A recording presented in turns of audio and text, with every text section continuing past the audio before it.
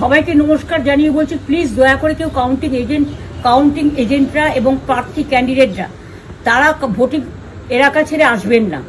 Strong রুমে যেখানে counting হচ্ছে, মানে সেন্টারে, সেখান ছেড়ে কেউ আসবেন না।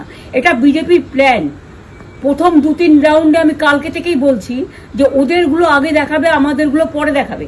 এবং অনেক জায়গায় 2-3 রাউন্ড কাউন্টিং করার পরে প্রায় 100টা জায়গায় কাউন্টিং বন্ধ করে রেখে দিয়েছে। এবং কল্যাণীতে ধরা পড়েছে 7টা মেশিন, যেখানে কোনো মিল নেই।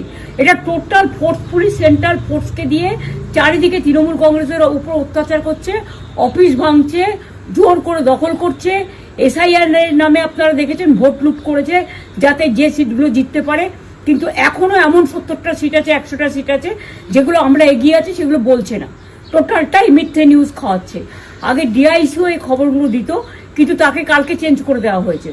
টোটালটাই ইলেকশন কমিশন নিজের ইচ্ছে মতো খেলছে, এবং সাথে কেন্দ্রীয় বাহিনীকে নিয়ে। এবং আমাদের পুলিশরা টোটাল মাথা নত করে কেন্দ্রীয় বাহিনীর আন্ডারে কাজ করছে। সুতরাং আমি আমাদের কাউন্টিং এজেন্টদের, আমাদের সমস্ত পার্টির কর্মীদের বলবো, অত মন খারাপ করার কারণ নেই। আমি বলেছিলাম সূর্যাস্তের পরে আপনারা জিতবেন। 3 রাউন্ড 4 রাউন্ড কাউন্ট হলেও এটা 14 রাউন্ড থেকে 18 রাউন্ড কাউন্ট হয়, তখন আপনারা জিতবেন। Wait and see, watch.